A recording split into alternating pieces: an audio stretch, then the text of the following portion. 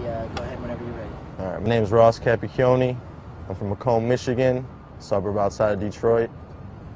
Start with your story of How it happened? Yeah.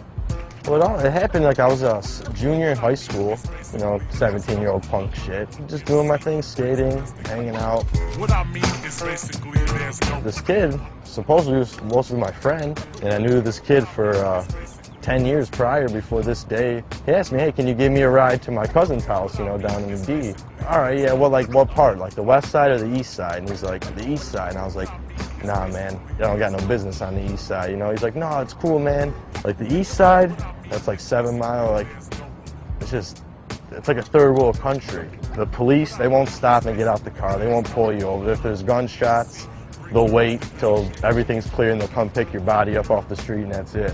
He's like, please, man, please. I'm like, no. So like a week goes by, I'm still telling him no, because I had a feeling, don't go down there. Kept asking me, I'll give you 30 bucks for gas, all this shit. I'm like, all right, whatever, you're my friend. I'll take you down there. I go to school that day, and I get out, and everything seems normal. We go to the gas station, he gives me the money for gas. We drive down there.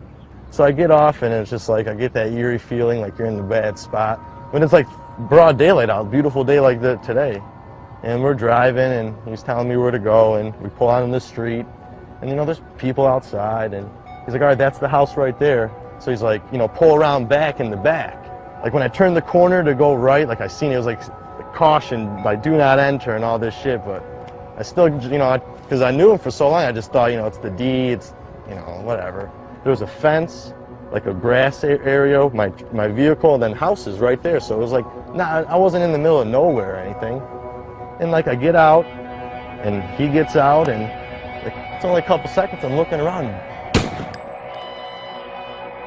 My ears are ringing, I'm like, man, that was close. And I kind of just glanced down, and my arm's just hanging off like a zombie. And I'm just looking at it, I'm like, yeah, this is, it's not real. And I kind of shake it off and look again, and it's just hanging off my arm. And I'm like, okay, then it kicks in, like blood, like flowing, like an animal. And then I look up, and this kid's just holding a shotgun, like 10 feet away from me, just holding it right at me. And I asked him, I said, did you shoot me? And he just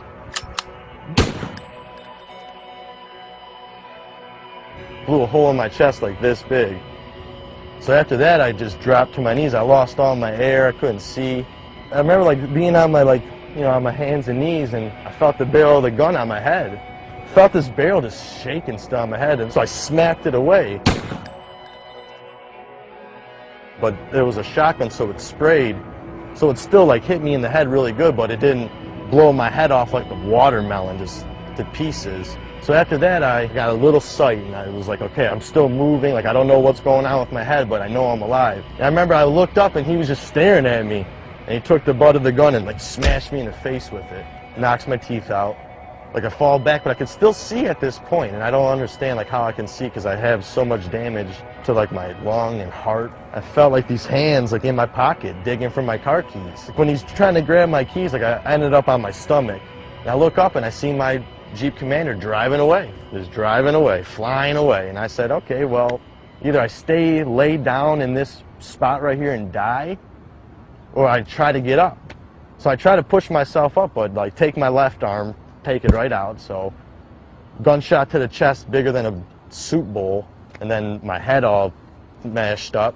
I'm trying to push myself off the ground. Kept trying, and I'm like, all right, you know what, one more. I'm gonna try it one more time. And I pushed up, and then out of nowhere, I felt these arms from underneath me pick me up. And I remember swinging, trying to grab someone, and there was no one around. And I was just standing up still, like a drunk, zombie, and I got this like a shove, someone shoved me from behind to go forward. I must have got about 7, 8 feet. I just fell straight down. Because I remember I hit the ground on my stomach. I'm like, all right, well, I went as far as I could. This shit's hurting too much. Let me just close my eyes and start relaxing. Sure enough, I closed my eyes and all the pain started going away. And then I'd wake up real fast and be like, this is not right. I just got shot 30 seconds ago. How's the pain stopping? And I'm like, don't worry about it, go back to sleep. That's a good feeling when you're sleeping. So I'll pass back out a little bit, and then I'd be like dying. And then I'd wake myself up, like my own voice, third person. Hey man, get up, man, you're dying. And then like, I did that, and then I heard, hey, hey. And I like started hearing this guy, and he's like running over to me. So when I fell, there was like a probation officer at a stoplight, and he seen me fall out of the woods, like all bloody broad daylight. And then I felt his hand on my back, like, hey man, you're fine, don't close your eyes, come on, the ambulance is coming, they're coming. And I'm like, man, like I just want to sleep, leave me alone, man. But then in my head, I'm like, no, you don't, because if you fall asleep, you're sleeping forever.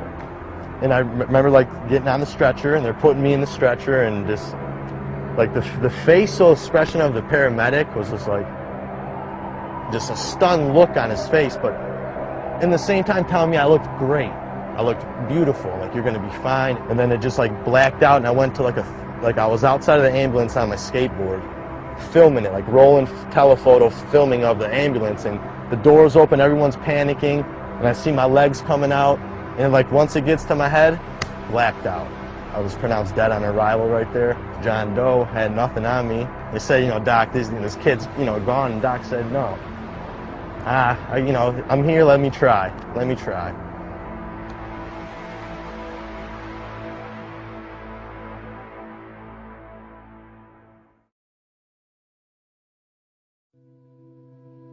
Like when I was pronounced dead on arrival, like throw him in the body bag, he's dead. Like the doctor said no, like, I'm gonna try to help him. This man doesn't know who I am. He could have said, yeah, he's dead, all right, I'm going back home. He said, no, like I feel something, I'm gonna try.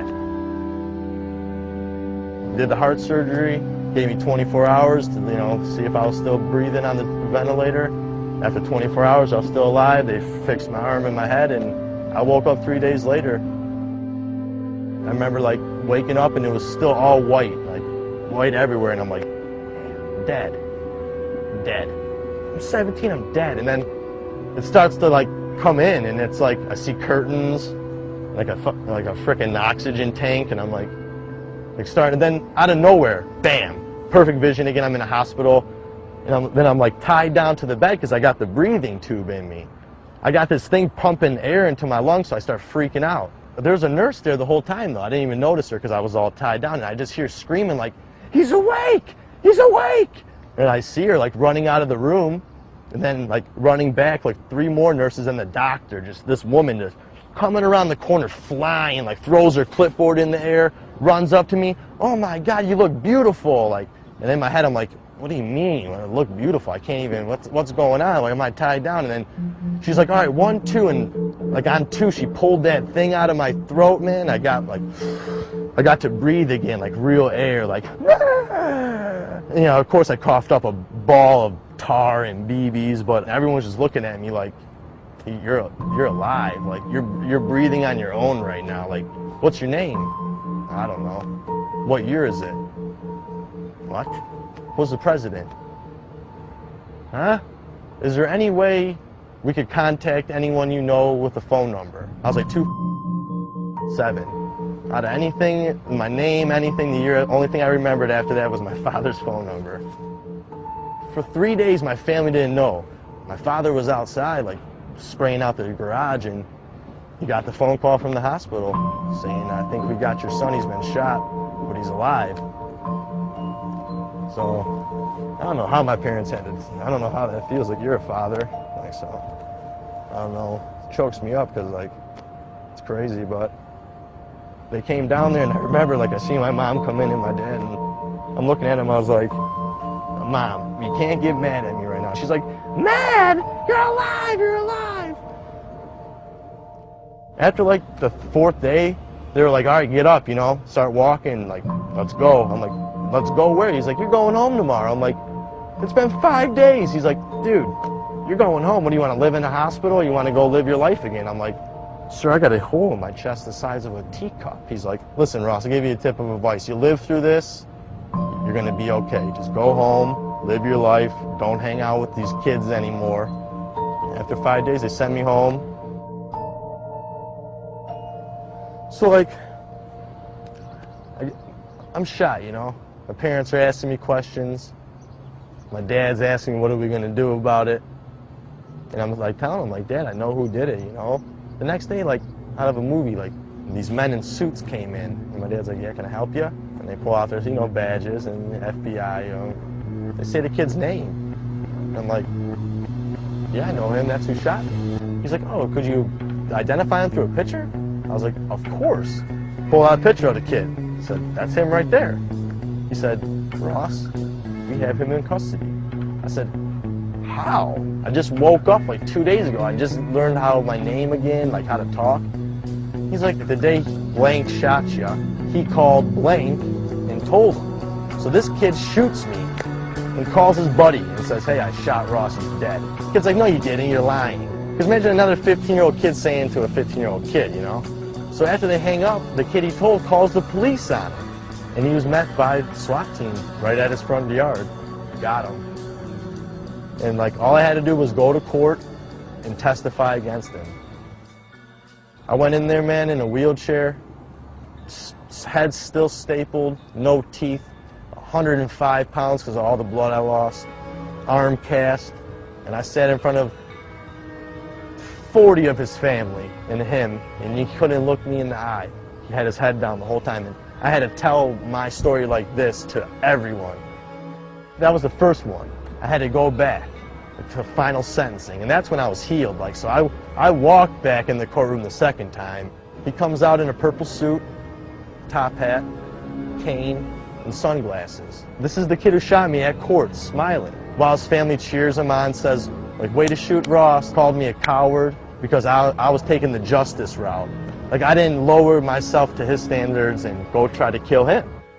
I spoke, and the judge like looked at this kid and said, you know, said his name, and he said, yo, Ross, thank you. And the kid just looked at the judge like, what do you mean? He's like, because if you would have killed Ross that day, you would have got life in prison. But since Ross was a warrior and survived, you get a second chance, and he just slammed the gavel on him. He said, go have fun in prison for 35 years. Well, I found out that the cause of the shooting was because he had to join a gang. That was his initiation, was kill a random person. He had to pick someone, so he just thought I would be the guy to pick. Yeah, that happened in 2007, about 4 years.